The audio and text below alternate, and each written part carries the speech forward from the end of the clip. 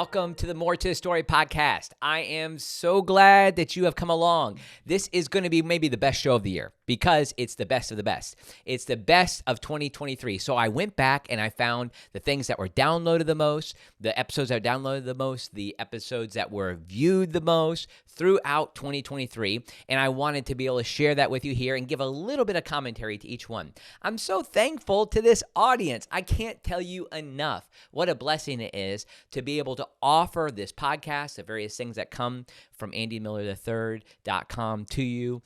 It's such a delight to hear from you. Sometimes often I get letters and people are commenting about ways maybe they're using the course. There's been dozens of churches in small groups that have used my Heaven course or the Jude course Contender. So it's really a blessing for us to be able to share with you at this time. So thank you. Thanks for everybody who checks in. And thanks to my sponsors, Bill Roberts, Keith Waters. It means a lot to me to have their support. Wesley Biblical Seminary, of course, makes it possible for me to do this in this office. And then there are two other sponsors who are anonymous, and they know who they are, and my thanks to them for supporting this work that we've done. And I want to let you know something that's come out. I have a preaching mentoring cohort that's going to be available, not through Wesley Biblical Seminary. It's not academic. There's no academic credit. But I've had a couple of people reach out to me, and they are interested in having like a mentored relationship with me in preaching. And so I was glad to think about that, and I thought the best way I could do that is to put together a cohort of 3 to 5 people. So I have 2 people who are in right now, and I have 3 other slots available from January through April. And this will be a time where there'll be one-on-one time, there'll be group time, and then there'll be some pre-recorded content that will be only available for those folks. So if you're interested in becoming a more effective preacher, if you'd like to do that, I encourage you to reach out to me. You can find me at the contact information at AndyMillerIII.com. And if this is the first time you've checked out this podcast, and if you're not on my email list, I'd love for you to get on. Here's what will happen if you do. I'll send you a free tool called 5 Steps to Deeper Teaching and Preaching.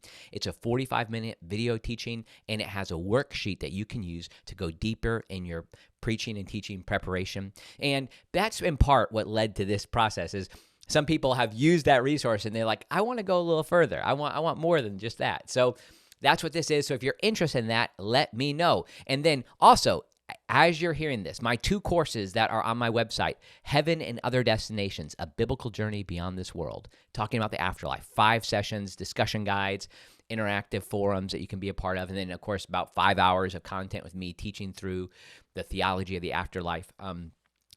That's going to be available for 50% off through January 2nd. So through January 2nd of 2024, you can get that at half off. And so what you need to do is you need to use the code HALF. So HALF. And the same thing is true with my Contender course. So as you're getting ready for this kind of 2024 season, maybe you're trying to find up a topic for Bible study, maybe you're trying to find something to do in your Sunday school class, go out and enter that code. You can find it at AndyMillerIII.com with either course until January 2nd.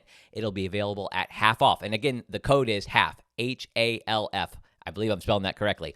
And if you do it, and people have taken me up on this offer, if you end up doing this as a small group or a Sunday school class, if I can do it, I would be willing to Zoom in with you and like just kind of visit with the class for a little bit. I've done that with people around the country, and it's been a real treat to do that. So you can check all that stuff out at AndyMillerIII.com. Okay, so here's what's going to happen. I'm going to give you the top 5 podcasts of this year. The ones that have been viewed or downloaded the most. So now we've crossed 500,000 altogether views or downloads. That was something I actually even checked that number. That was 4 or 5 months ago, so I probably need to update it. We've been growing every month. This is a real treat, and I just finally figured I didn't even know what monetization was. I didn't know that was even possible. So we crossed. I'm not really a YouTuber in that sense. I don't know much about it. So we have 1,500 people who are following us. So I guess that's a good thing. So go ahead and do it. And we'd love it if you made sure to subscribe, like, whatever it is. Share on social media. That's a helpful piece. Okay. The number 1 download this year was one of the podcasts about the Asbury Revival. And it was kind of a poor recording quality. I did it from a hotel room in Orlando, and I brought my brother, Dr. Nathan Miller, and the well-known apologist and Old Testament scholar from the Charismatic tradition, Dr. Michael Brown, onto my podcast to talk about the revival. So that was that was the number one podcast this year. I have one that has become my number one podcast of all time that was added to, so I'll talk about that in a minute. But this, I decided to get a moment that kind of came in the pivot where I had my brother talking about his experience in working with the revival and experiencing it, and then we pivot to Michael Brown, so you hear a little bit of his perspective of leading the revival that happened in Brownsville in the 90s. So I think this is a helpful piece, and obviously this is a huge story from this last year, but not just a story. A work that God is doing that we want to celebrate again and again and ask God to continue to do these types of things in our communities, in our country, in our institutions, but also in our hearts. So here's the very first one, the very first highlight from 2023 about the Asbury Revival.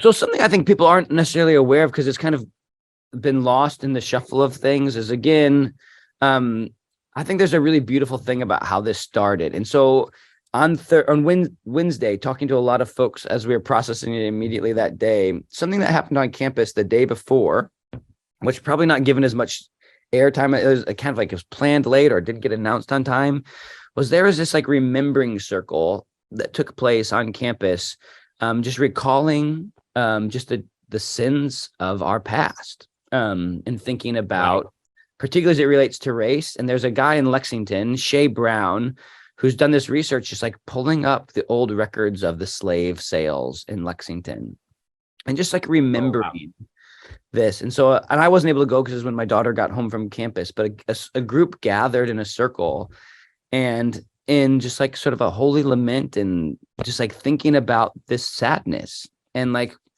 not repenting of personal guilt for it, but repenting of like, and our institution, Asbury, doesn't have just a perfect history with racism and race relations. Right. And in that moment, a lot of people who were there felt like the seed of something was laid in that repentance. And there's something that happened there. And that the next day by just coincidence that the gospel choir was singing. And it just reminded me of like these two truths that we find with how as a church we've experienced the presence of the Holy Spirit, is that he is with us when we suffer. He's with us when we lament. And like he can hold that, and his presence can be there in those moments of real darkness. But he's also with us when we celebrate. And like beyond that, he wants to turn our mourning to dancing. And like he can hold our darkness, and his light can overcome all of that. And it was just like that bit, which in the light of all that's come, I think a lot of people who have come onto this thing as it's become like this place of holy pilgrimage, like don't recognize that bit of our community's history and how that was kind of like wrought out in this moment of like just like real genuine repentance. Oh, Nate, thanks for sharing that. Anyway, I think that's something people need to know.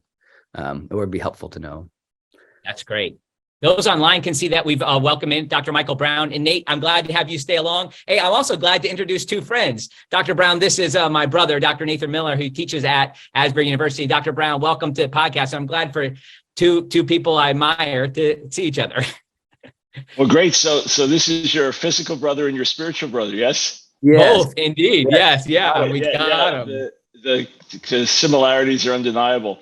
Sorry for the bad lighting here. I'm actually teaching this week in Kona, Hawaii, at the YWAM base, the University of the Nations. Just an extraordinary setting and atmosphere, an incredible heart for the Lord and missions. And so it's glorious here, but the lighting where I'm staying is not that perfect. So may the light of God's presence overshadow the darkness of the room here. Amen. Well, I'm a similar thing. I'm at a hotel in Florida, in Orlando. My brother's in truly the holy city at this moment. He's in Wilmore, Kentucky. But so it's a rainstorm here right now. So Hawaii sounds nice.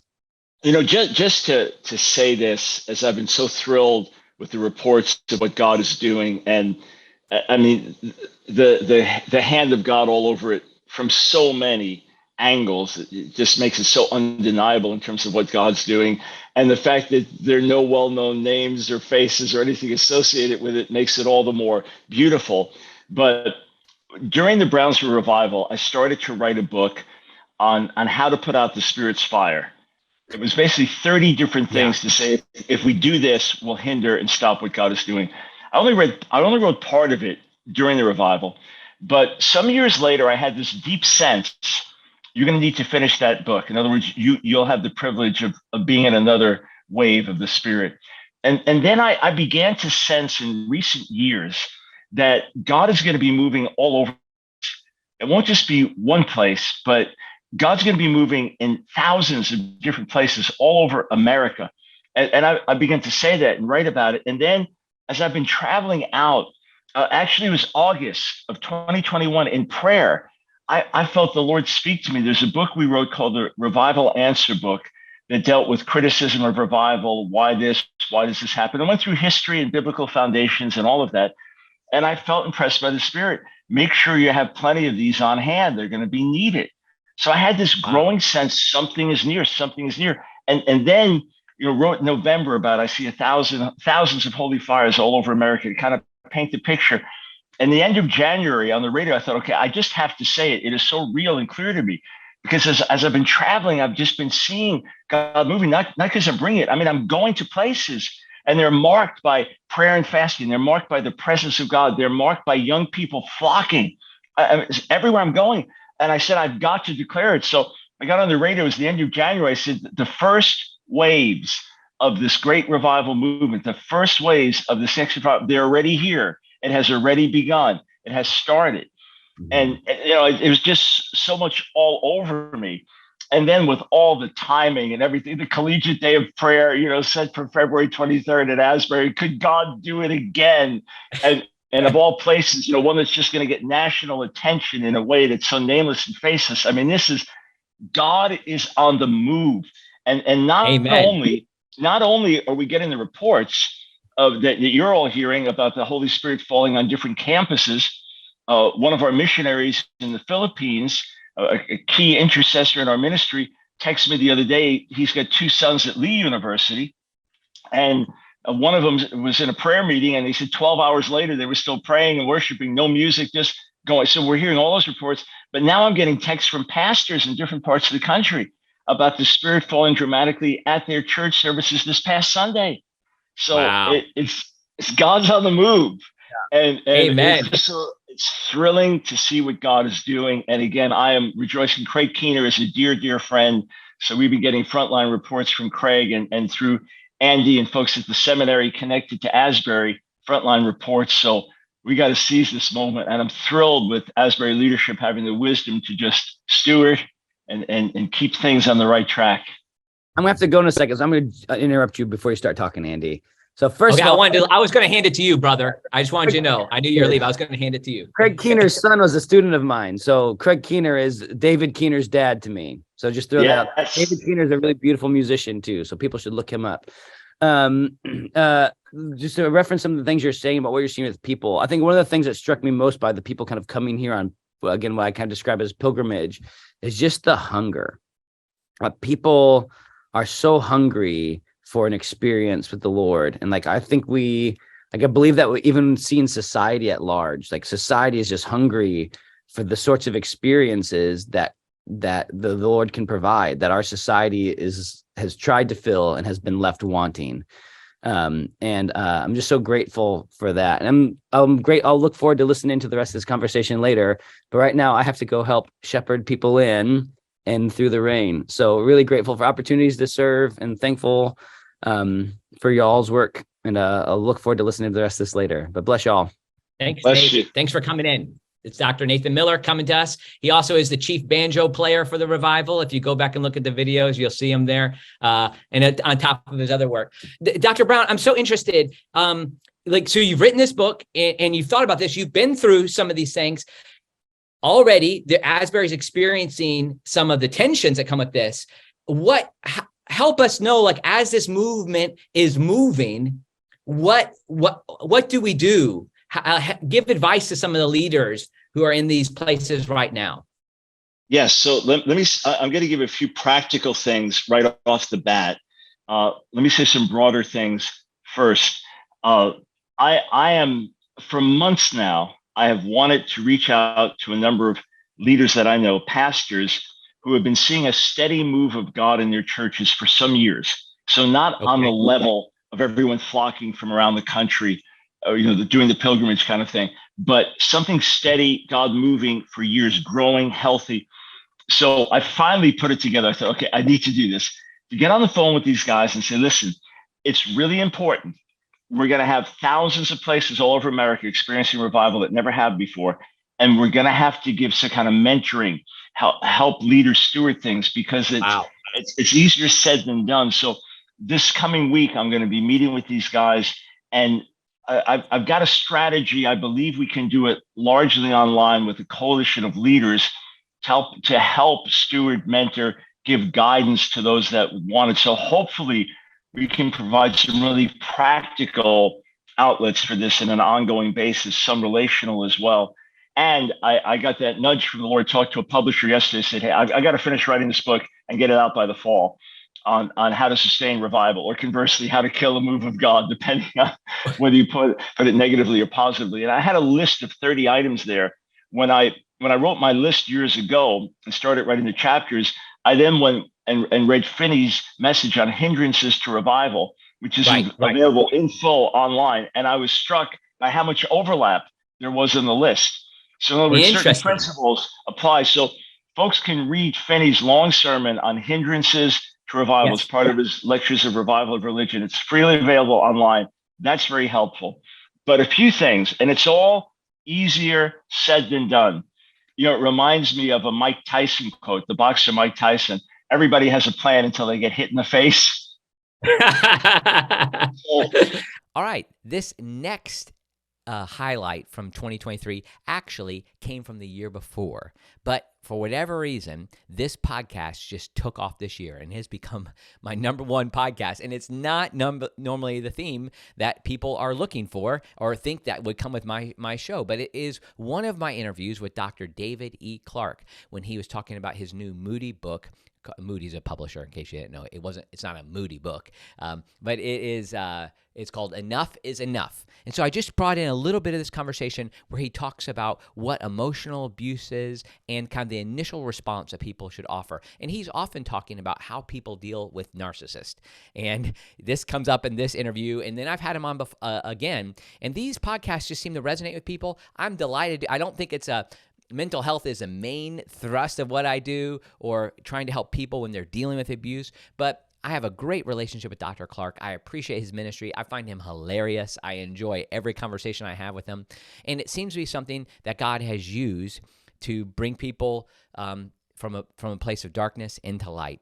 And every time I have him on, somebody reaches out to me and says how it helped them leave a difficult situation. So that's in part why I share this again. I'm so thankful for Dr. Clarke and his ministry, and you can find out more about him. I'll have a link in the show notes. So this is a little clip from my interview with Dr. David E. Clarke. Right. That is a particularly heinous example of it, but it's right. And the church even understands that. Most folks get the physical abuse thing. Well, that's outrageous, and you got to leave, and yes, you do. But what they miss is the emotional abuse, which frankly is just as bad, if not more damaging than the physical abuse. Yeah. Because it just rips and tears, it depersonalizes, it strips away a person's identity. It does incredible amounts of damage. So it's kind of maybe, I know that you have dozens of examples of this, but help me know of like a few of these examples of emotional abuse. Like, when does this happen? Here's what it looks like, Andy. This, for example, verbal criticism is a major factor here. Okay. And this is criticism across the board, and it's on a regular basis, and it never stops. If it's the husband who's the abuser, which it usually is, he'll criticize the wife's weight. Okay. He'll criticize the wife in the bedroom. He'll criticize the wife's housekeeping, mothering. If she has a job, anything she does is cut down, never good enough, and it never quite ends. That's how he maintains control over her. And for the abuser, who's also a narcissist, usually he controls everything to them. He wants you to be one down, and he wants you to keep trying to please him. But the game is, it's never going to work. And of course, also there's an absolute neglect of her needs. The Bible's clear: the husband is to meet the wife's needs. We see that in Ephesians 5:25. Love her as Christ loved the church. That covers everything. Well, he could care less. It's all about his needs. Her needs mean nothing. There'll be this silent treatment, kind of a classic technique of the narcissist. It's always a monologue. He will rant and rave and criticize, And then you have to agree with them, or it'll just get worse. And if you do disagree, he will I've had these guys shut down for days and weeks and months of just cutting her off, no communication. Yeah. And for a woman, that's just awful. Yeah. And these guys and of course they have no conscience, so they always believe they're right. He's never felt bad about anything he's done in his life. Wow. Could take the form, of course, he controls the finances, controls your friends, controls what church you go to, controls the clothes you wear. Control is always a major factor in abuse. He will slander you to other people, even to your own children. Most of these guys will, over a course of decades, turn your own children against you. Wow. Well, mom's a little unstable. Yeah, mom's crazy.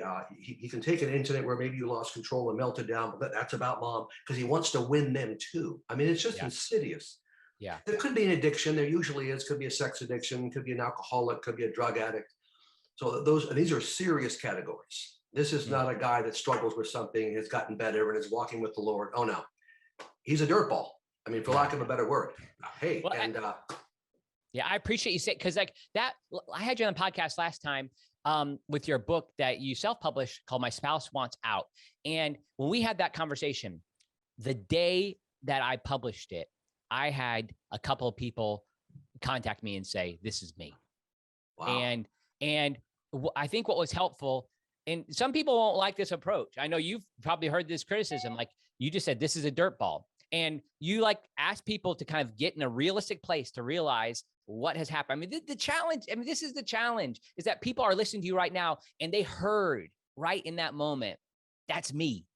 Like, before we go, I may have some other questions I want to ask, but like, before we go on, what do you say to those people if they're sensing that they're kind of like feeling, oh, I can't do this. This would be too hard. But I mean, what do you say to somebody who's living with a dirt ball?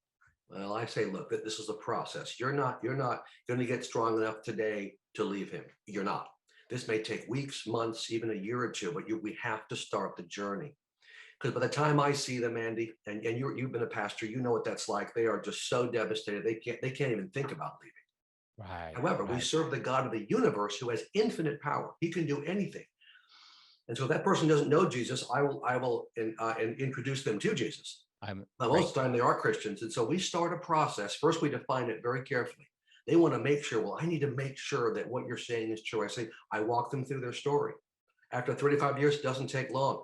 I say, look, he's doing this, he's doing that. They're just telling their story, but it's like they're talking for somebody else. They think it's okay. They're in denial. Wow. So I will say, after 45 minutes on the phone with them or in person, you are married to an emotional abuser. You absolutely are. Look at all these. And so that the light, and they'll resist me on that, because they're smart enough to know, well, if this is true, then I'm going to have to do something about this. Right. It's destroying me. It's destroying my children. And I'll even tell them, look, we're going to give this abuser a chance. It's destroying him too. We're going to give him a chance to change. Hey, fair. So I have to break. It takes a couple sessions to break through the denial barrier. Yeah. I'm like the hammer. I'm not a warm, fuzzy guy. I'm just right to the point. I'll say, look, I'm just telling you. You can do what you want. You can choose to stay with that guy until everything's destroyed. God will allow that, but he doesn't want you to do that. Wow. So I got to get him out of the denial boat onto cold, hard reality land mass and realize, okay, here's what I'm dealing with. Wow. Then we got to get him strong enough, because many of these ladies, as you know, Andy, they grew up in a home where there was an abuser, mom or dad, one parent abusive, one parent passive. They've seen it. And so this is just the way it is. Why they chose this guy in the first place. So they have to work through some things to get strong enough to go, you know what? I have a voice. I'm not putting up with this anymore. Yeah. Yeah. I just hope people are listening. Like, this might just be the place where people have come to. And I hope that you'll take Dr. Clarke's encouragement. And I mean, what's the likelihood? I don't know. I'm not trying to look for odds necessarily, but of things being restored. I mean, if it's going to be restored, it's going to have to take this tough approach where you acknowledge what it is. But is there any hope of a restoration when abuse has happened? Like, there's some abuse? Yeah. And I never know, which abuser is going to change and which one won't. But the fact is, if it's a bona fide abuser, the way I'm describing it, yeah, it's not good. 4 to 6%, that's what you're looking at. Yeah. Now, fair enough. And biblically, we give the sinner a chance. Right. The Bible's clear. We confront. Matthew 18 is very clear in confronting and going. And in my case, you're leaving him. And I tell ladies all the time. I told 3 this last week. you're leaving your abuser, when you leave him, that's when you find out if he loves you, if he loves the Lord, if he loves your kids, or he doesn't. When a man loses his woman, the right guy will move heaven and earth to get her back. He'll do whatever it takes.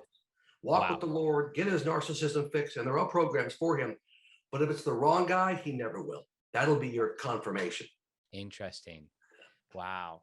This narcissism, and you've brought it up several times. And this is when somebody is just focused, their whole life is on them. Everything is like thinking about, they're not asking questions in conversations, they're controlling things to benefit themselves. I mean, when they do this type of thing, do you think it comes because they've gotten something that they want in the past? Is it like it's worked for them? Is that why? I mean, this is a hard question. It's not answerable, but why are people narcissistic?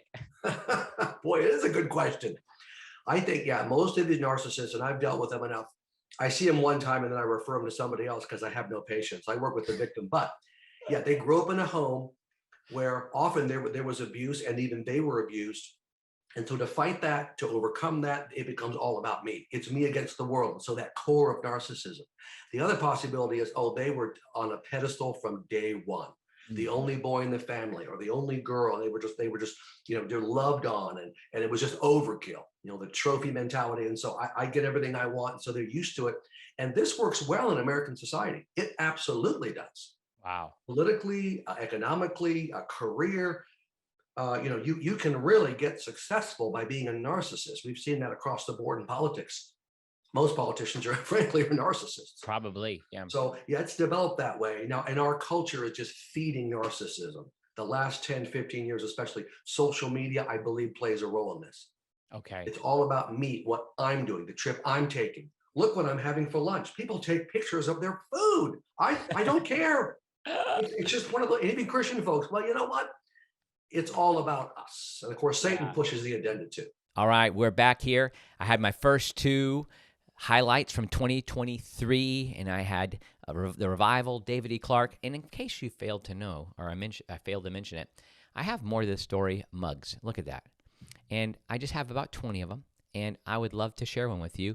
If you are interested, you can and getting a mug for yourself, contact me at andymillerthird.com, and we'll see about making that happen. A few people have these already, so I'm glad to share them around. All right, this third is one of the most humbling moments for me, in the sense of I was just totally honored by the fact that N.T. Wright agreed to come on my podcast. Let me tell you a little bit of the backstory there. When I emailed him, I just figured I would get some sort of administrative person. I'd be pushed aside. I get told no by a lot of people, by the way, to come on the podcast, which is fine. I'm good at that. I'm good at people telling me no. But I also am, I think one of my gifts is being like a persistent widow, like being somebody who can keep on asking. And so, but that wasn't the case. Within 20 minutes, N.T. Wright wrote me back this really kind response, and he just said, I'd be honored to come on your podcast. I couldn't believe he said that. And then every interaction I had with him over the next couple of weeks as we set up the interview, as I work with Zondervan, was just a delight. But I'll tell you this, those of you who know me, I'm pretty comfortable in front of people speaking, being on large platforms. But I tell you, I was as nervous as I've been the hour before that N.T. Wright interview. I could hardly eat. I was shaking. I was shaking like right at this desk, and I'm like, I'm moving my finger forward to click on the link and do all that. And then I saw his name come up, Tom Wright, and I'm like, okay, now I need to let him into the meeting. And I was shaking. I don't even know. Like that doesn't happen to me. Well, then, as soon as he came on, I was as cool as a cucumber. It was just like, and he was so easy to talk to, and he has plenty to say, and the world needs to hear what he has to say. So it was truly an honor for me to have N.T. Wright on the podcast. And that podcast, it didn't do extremely well right away, but there's been kind of like a slow growth to that podcast. And particularly, I put out on YouTube just a clip from his comments about Israel and Palestine. And I thought that was a really helpful piece. And so that's actually gone up pretty high on the rankings. It's just a 4-minute clip. And then I'm going to add also another piece here. This one didn't go as high. I made this a little clip as well. But I was intrigued by the fact that N.T. Wright played the trombone as a teenager. And I think it's a really helpful piece that you might not get somewhere else, where you see how he thinks that music helped him be a better theologian. And as somebody who's a music major in college, a composer, and a trumpet player, cornet for those in the Salvation Army. I really was glad to hear this perspective. So here it is. Here's a clip from my conversation with N.T. Wright. Paul says in 2 Corinthians, all the promises of God find their yes in the Messiah, Jesus. Any attempt to say, but there are 3 or 4 other promises which aren't yet fulfilled in Jesus, and so God is reserving them for some future thing. This is basically a 19th century mistake of exegesis. It came in through the Plymouth Brethren movement, through the dispensationalism, and obviously the different kinds of dispensationalism, but an attempt to find an eschatology which would get round the rather embarrassing problem that when Jesus came, most of his fellow countrymen didn't believe. Now, the Gospels address that problem, but the way the dispensationalists did it was to say, well, okay, that meant that some of the key promises about the land and so on were put on hold, and they're waiting for a future date. And guess what? That future date was 1947, when the United Nations voted to say that the Jewish people could go and establish a homeland once again. Now, let me make it very clear that I have every total sympathy for the need of the Jewish people, particularly after centuries of pogroms and persecutions and being kicked out of whole countries and so on, and then particularly reaching its climax in the Nazi Holocaust, of course. I have every sympathy with saying they have to have a place where they are secure. They have to have a place where they can belong, where they can be themselves. But this has then been pushed in a quite different direction, particularly by what has called itself Christian Zionism, which I see as basically a contradiction in terms, because for a Christian, Jesus is Lord of the whole world. The whole world is now God's holy land. And the way the New Testament works is not to say, well, there's this little bit which is still special, and that's kind of reserved for the Jews at some future date. But no, the church is not simply Jews over there waiting for something else and then Gentile Christians over there. That's a very common mistake which many people make at the moment, thinking to be making sure that they're, as it were, making room for the Jewish people faced with the rising tide of anti-Semitism. We've got it in the UK at the moment. As you say, we're recording on November the 10th. This coming weekend in London, there's going to be a huge march of pro-Palestinian sympathizers, and there's a great political debate whether that should even be allowed, because it may well be, some of them be bent on making trouble.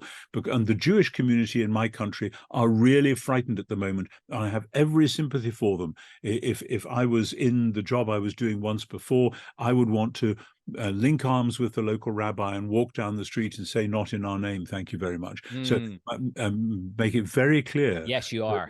It's not about casual support for one side or the other. At the same time, the indiscriminate bombing of civilians, etc., seems to me one of the definitions of a war crime. And so there's all sorts of stuff going on, and this is why, back to Romans 8, the plea for lament is so important.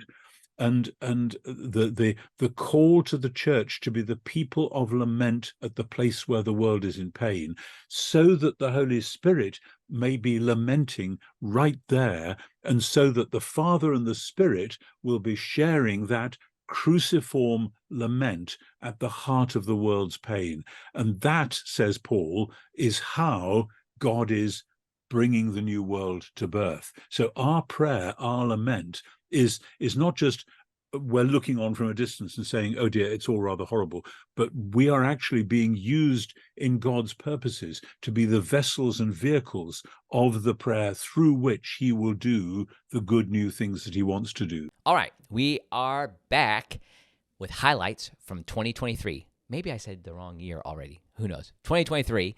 And I'm so thankful for those of you who've come along and participated in this. And it's nice to even think back to some of these conversations. And there was a moment where I had this realization that people needed to hear both sides of conversations regarding what was happening in the United Methodist Church and those who were seeking to disaffiliate from the United Methodist Church. But at the same time, I realized there were some similar conversations happening in the Salvation Army, the denomination I grew up in, and also in the Church of the Nazarene. So this summer, I hosted a series that received a lot of attention, and for at least for my channel, I'm really thankful for it, where asked the same questions to people on both sides of those denominations. So we agreed upon those questions, and I had them all on and to answer those questions. So I decided to pick one of those, one of them that was very popular, and that was my conversation with Rob Renfro, Reverend Rob Renfro, who is the president of Good News, which is a magazine, an organization that has helped to lead change and work for change within United Methodism. And so I asked him some questions, and I think these are particularly helpful ones. And I'm so thankful. Like, this is one thing that has happened. I'm thankful that God has used these podcasts to help people see where the progressive sides are really going. So to hear a Church of Nazarene representative, a person from the Church of Nazarene on the progressive side, just totally affirm polygamy. That was helpful for people. It kind of woke them up. When I had the Salvationists on who talked about not believing in hell, not affirming the Bible as anything that represented truth claims. That was a helpful piece for some people. And then these conversations with the United Methodist Church were also helpful. So this is just two clips that I had with Rob Renfro and thinking about the challenges that are coming to the United Methodist Church and those who are disaffiliating from it. Not giving anything too much away. He anticipates it to change. But with that, both on the conservative side and the progressive side, there's some challenges with that. So, should traditionalists who have remained United Methodists be allowed at that point to pursue options similar to what's existed now? Like once it changed, because so many people have been said, well, just hold on, we'll see. It's not going to be that bad. Yeah, you're exactly right. And before I get there, let me just say, look, I wouldn't feel good about somebody in a different denomination critiquing the GMC and telling the GMC, here are all your problems, here are all your failures and foibles. Yeah. I'm still UMC. Okay, you are still United Methodist. I'm going to stay in the United Methodist Church until the end of 2024 because I want to go to General Conference. I want to advocate for and partner with our brothers and sisters, especially in international churches outside of the U.S., so that they can have the same pathway out that we've had. We may get into it, but for some technical reason, I'm not saying there's anything that's been done wrong here, but it's been decided that the pathway that has allowed churches in the U.S. to get out does not apply to them. So I'm staying in to help for that. So I'm still United Methodist. I get that I'm going to leave. I get that people who are United Methodist are not really appreciative that I'm still here, but that's the only reason I can feel good about talking about these issues because I'm still helpful. part of the United Methodist Church. So yeah, I've heard bishops have said this. When I have spoken in churches, I've had district superintendents and pastors follow up right behind me and tell the church, you don't need to make any decision. We don't know where this is going. We don't know if there are going to be any changes. Wait and see. But what's happened is, and understandably so, the bishops are tired of this. This has been a very difficult season, not just for traditional churches trying to get out, but for them and for district superintendents. So they are really ready. And even I believe it was Bishop Bickerton who at their last council meeting said, all right, let's be done with the D word. Let's get rid of, we're done with disaffiliation at the end of this year and let's move forward. But it's like, oh, you can't do that yet because you've had people, representatives of the United Methodist Church telling churches, telling people, don't leave. You don't have to decide now. Let's wait and see if there are any changes. Then you can decide. Well, if you've told them that, you are honor bound to keep that word. So yeah, paragraph 2553 that has allowed churches to leave should either be reinstituted or something very closely to it. That just seems to me to be the honorable, right, just and fair thing to do. I probably had a dozen conversations with people who are in churches that are staying, who are saying, like, well, I'll wait till I see it. Like they'll wait for that moment. Well, that's just a terrible mistake. I mean, God bless them. There are probably people who believe the same things I do. But man, if you cannot read the writing on the wall, I know it's hard to make these decisions, but what we've told people is you're very unlikely to get as good a deal or better a deal than you're getting right now, because General Conference 2024 is going to be more liberal. than the last general conference we had. Your annual conference that has to vote on letting you out, many of the traditionalists will have left, so they're going to be more liberal. So the idea that if you just wait and see, and that and then when things change, then you're going to say, hey, now we want out. We're going to work because it's fair and just, but it's going to be a challenge. And man, if you can still get out by the end of this year, get out. My mother used to say, none are so blind as they who will not see. And man, you've got to be really blind not to see that the United Methodist Church is changing, and it's going to keep changing, and it's going to get further and further away from the church that people have known. Shifting gears a little bit, do you support a plan to give international churches the same opportunities to disaffiliate that churches in the U.S. have possessed? Yeah, absolutely. And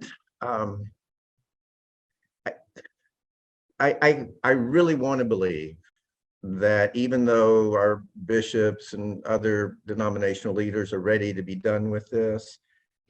Centrists might say, and maybe even progressives, well, Rob, that's pushing it a little far. Don't you? I mean, who wants to be married by a pastor who doesn't think they can be married? Like they can't force anybody to do that, can they? Well, nobody's going to force you to marry folks. They're going to force you out of the United Methodist Church. Okay, that's going to be the issue, huh? Yeah, it's like, dude, no, this is who we are. This is what we do. If you're not one of us, you need to go find some place where you can be more at home. Just like if you're not going to marry a Black person and a white person, we'd say, okay, time for you to leave the denomination. We're not going to make you force you to marry that couple. We're just going to say you can't stay. You find this interesting. I'm sorry to keep referring back. You're the sixth interview I've done in this format, but if you go back to the Nazarene conversation, you'll see where while the progressive voice there thought things he thought in general should be restricted to a monogamous couple, he did say he thought that their book of discipline, their manual, should have an openness for polygamy in other countries. Like he thought that would be so I just want to say, like, and I have been accused of the logical fallacy of the slippery slope for saying this, but my point is this: we're already there. Like I'm not saying something is going to happen. Right. I'm saying something is happening. Like this is a reality. Look, the hardest thing to do maybe is to get people to see something they don't want to see. And all these churches that have stayed because we're just going to wait and see if the United Methodist Church is going to change. I don't know what's in their hearts, but I can tell you some of them are doing that because they don't want to do hard things right now. Yeah. And if they acknowledge that the United Methodist Church has become something that they cannot be comfortable with, they've got to do difficult things right now. Nobody likes doing difficult things. Nobody likes doing it right now if you can put it off later. Yeah. And so people want to say it's not going to get that bad, but we already have pastors who've talked about this new United Methodist Church. It's going to embrace everyone. It's going to embrace straight, gay, queer, bi, polyamorous. Miss Pentecost, real name Isaac Simmons, he posted on Facebook that his project at seminary now is to create resources, a curriculum, I believe, for polyamorous couples in churches that don't accept polyamorism. Wow. And so this isn't just something I've come up with to scare people. This is presently happening. You'll say, well, that's crazy. It'll never happen. Well, 40 years ago, nobody thought we'd be marrying gay people. I'm not talking about the rightness or the wrongness of it. I'm just saying it was beyond comprehension. Right. And so let me just ask you, when have you ever seen progressives say, okay, there and no farther? Yeah. Okay, we're going to go right here. But the next thing, that's a little too crazy for us. I mean, I probably am being judgmental, but I've never seen them say, okay, we can't go that. There's always a group pushing. Yeah. And how about you be more conservative? Let's try that. That's right. No, and I want to say, Miss Pentecost is, you said she's a seminary student. I just want to confirm, that seminary project was not for Wesley Biblical Seminary, just to be clear. Just to be clear. That's All a right. relief. Well, we're back here with the last highlight from 2023. And just wanted to emphasize some of these things that had happened, some of the high points in the podcast. This has been a great year for the podcast. Thanks for everybody who's come along and participated in it. One of the things that happened this past summer was there was an interesting debate that happened amongst evangelical Wesleyan scholars about the nature of biblical authority. And at Wesley Biblical Seminary, for our almost 50-year history, we've taken a strong stand to use the word inerrancy to describe the scripture and its authority in our lives. And so as a result of conversations that were happening all around Wesleyanism and in several places, there were some challenges to people not wanting to use that word. We felt that it would be helpful for us to provide some clarity into our position. So I brought on some representatives from WBS, and this section highlights some of the comments from Dr. Steve Blakemore and Dr. Murray Vassar, and also a joke you can just barely hear that I dropped, and that's probably why I wanted to include this. When he said he's not an old earth or a young earth, he was trying to say he doesn't take a position there. I inserted that I wanted him to be a middle earth person. So I said he's a middle earth person. That was my little joke. There you go. You have to put up with the corny dad jokes from Andy Miller. But nevertheless, thankful for the chance that we had to record this conversation. And this was one of the this wasn't one of the top YouTube videos, but it was one of the top podcasts downloaded on an audio format.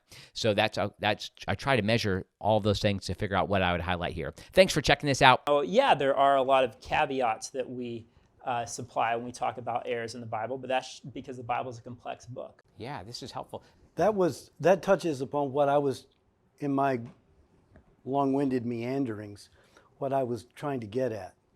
When you affirm the doctrine of inerrancy and the doctrine of the God-breathed inspiration of the Scripture, when I said God not only inspired the writers to write down ideas, but He inspired them in the sense that He inspired their creativity to write in a particular way or in a particular form. And I've read Lacona's work on this very thing, this whole biographical telescoping technique that ancient biographers in the first and second, even the early first century BC, in the first century AD, second century AD, utilized to tell accurate accounts. So all of that to say, it does. So when people say, "Oh, well, you have to begin to qualify what you don't mean," well, in what possible world do you not have to qualify what you don't mean when you make any claim? So, for instance, a theistic evolutionist, and truth in advertising here, I'm more of an intelligent design person. I am not a young earth person. I am not an old earth person. I'm agnostic because I don't think science is yeah, I'm a middle earth. I don't think science is nearly as able to make the sort of claims that it insists upon. I don't think our measurement techniques, I don't think any of them are that accurate. But by the same token, I don't think the book of Genesis was written creatively by Moses or redacted by Moses or whatever, put together as an explanation for the exact process that God used. Even St. Augustine said, God created it all at once. Boom. And the whole thing just fell into place, and then it started unfolding. But my point is this, there's nothing, if you're a theistic evolutionist, as a Christian, and you ask somebody, okay, well, what do you mean by that? Well, I don't mean, because I've had multiple conversations, I don't mean this, I don't mean this, I don't mean this. Oh, do you think this? Oh, no, that's not what I mean by that. And so, in anything you're going to do, you're going to have to begin to qualify. And so it's a red herring to say you have to begin to say what I don't mean from the jump. And so the reason that I chose back in the 90s after I graduated from Asbury Theological Seminary back in the 90s, I chose, when I was a United Methodist pastor, after reading a bunch of books about biblical authority, I decided I'm going to embrace the term inerrancy. Because when I use that term, I'm making the strongest possible statement I can make about the authority of the revelation that is in the Scripture. Now, if somebody said, well, what do you mean by that? I can begin to have a conversation. But terminology is important. And so the people who don't want to be inerrantists, they develop a different term. But it's a term that when you really push them on it, it's a shade different. But they talk about the Bible is infallible. It's infallible in all that it teaches, right? Well, okay, so what does it teach? And so this goes back to what these two guys were talking about. You know, what does the Bible teach? Now that's a hermeneutical question right there, right?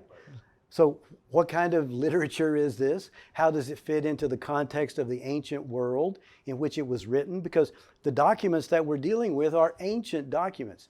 They weren't written to be newspaper articles, right? Or to be modern day travel logs. And so we just have to say, what does the Bible teach? Nor sheer entertainment. Yeah. Like transformational. Like you're gonna watch this and it's gonna impact you. It's gonna transform you. True or not, doesn't matter. It's a powerful story. Right. It's just until we get back into post-liberalism. Let me jump in about that because I'm sorry, I had all these thoughts rattling around in my old brain. But the idea of the Bible can be transformational, and we should read it for soteriological purposes. Why? Yeah. Why it and not the Upanishads? That's right. Yeah. Sure. Why it and not the Quran? Why? Yeah, it's very good. And so the distinction between information and transformation, as you put it, Andy, it's a false dichotomy.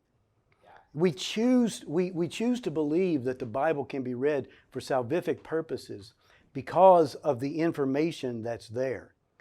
And so once again, we get back to hermeneutics and by the way, the Chicago Statement, most people don't know this. I've read all of it, but it also has the Chicago Statement on Biblical Hermeneutics, as well as the Chicago Statement on Inerrancy. And it goes to great length to talk about all the various genres and how you have to approach them differently, and et cetera, et cetera. And so the idea that it's transformational and not informational, once again, it's just a false dichotomy. Okay. Can I ask Murray something? Yeah. Sorry. Okay, I was going for Murray too, so that's good. Well, we're talking about Chicago Statement, but the Chicago Statement is just a contemporary, recent. Oh, that's right. Exactly what I was going to do. You know, it's a more. Why are we putting so much? We've stock? created this in the 20th century. Right. So before anyone, the claim. People who weren't alive when the Chicago Statement was written, I just want to can't be inerrantists. Right. Yes. Well, yeah, the claim so is that inerrancy was invented by modern fundamentalists. Right. And so, like, how could you say that Jesus was an inerrant? Or John Wesley. Yeah. Can you speak to that? Sure. Yeah, well, I mean, I think that there are hints of it earlier, but the very clearest, most robust articulation of inerrancy goes all the way back to the late 4th, early 5th century with Augustine. He had this interesting dispute with Jerome over the interpretation of the passage in Galatians where Paul says that he confronted Peter, and that passage created to his face. Yeah, and that passage created a problem for the early church because the view of these two, great pillars of the church fighting with each other was embarrassing, right? So Jerome said, well, maybe Peter and Paul actually agree with each other, but for the sake of the weak Jewish Christians, Peter just pulled back for a little bit from the Gentiles just to help their faith. Peter and Paul knew this, and so he just sort of pretended to rebuke Peter in front of everybody for their benefit. Note here that the error that Jerome is suggesting in the text is not an error in his theology, right? It's just he's saying that Jerome is suggesting that Paul's historical narration isn't exactly straightforward. And Augustine said, no, no, no, no, we cannot say that because everything that the Bible teaches is true. And Augustine has a couple of important qualifications there. He says, now if I see something in the text that seems to me not to be true, then I conclude either the translation I have is an error, or the manuscript that the translator used was faulty, or that I failed to understand. So we see those important qualifications.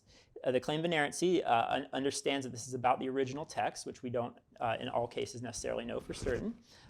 And then there's a discipline of text criticism. And then also that it involves interpretation. So maybe our interpretation of the text is wrong. So that's very clearly stated by Augustine. Then Wesley, there was a bishop who made the case. It's very similar, I think, to what a lot of people today make, where this bishop said, well, Scripture is an infallible guide for us in the Christian faith, right? And so because that's its purpose, divine inspiration only ensures that there's no considerable error, in other words, no significant error, but that there might be trivial errors. It's okay if they're trivial errors. And again, Wesley, when he heard that, he said, no, no, no. he said if there's any error at all, then that shakes the authority of the whole. So I think that the Chicago Statement is just articulating what has been the traditional view. And I would, if I could, jump back real quick to something that you said, Steve, about the whole evolution thing. I think people should know that J.I. Packer, who is one of the theologians who helped to write the Chicago Statement, while he was skeptical about some of the claims of evolution, he said that he didn't think there was anything in Genesis 1 and 2 that was incompatible with the theory of evolution. And notice that's not just the age of the earth. The theory of evolution includes a theory of common descent, right? So now whether or not you agree with that, that's some people debate, but you should know that one of the people who wrote the Chicago Statement said that there was nothing wrong with embracing fully the theory of evolution. So just a quick response. I agree, everything you said. I'd go back even further than Augustine. I'd say the Bible itself says plainly that it's perfect. Psalm 19, for example. Now I know that interpretation perfectly and everything that teaches regard to salvation, let's say that's, but what I'm getting at is that just because a sophisticated articulation of a particular doctrine came about later in history didn't mean that the notion of what that articulated didn't exist prior to its articulation. Again, thanks everybody for checking out this podcast, these highlights from 2023. It was fun to be able to think through this past year and to bring these 5 episodes to you. Again, if you would subscribe on YouTube, if you would take an opportunity to share this with a friend, make a comment, and on Apple Podcasts, we really could use some people to make some reviews there. I would love it if you gave it 5 stars. That helps, I guess, they tell me, with all the algorithms and that kind of thing. I don't know exactly when this comes out, but just remember, there's a chance for you to get 50% off of any of my courses. A course on heaven, a course on Jude, for your small groups, your Sunday school class, until January 2nd. If you use the code HALF, H-A-L-F. All right, God bless you all. Thank you so much for listening to the Morning Story Podcast.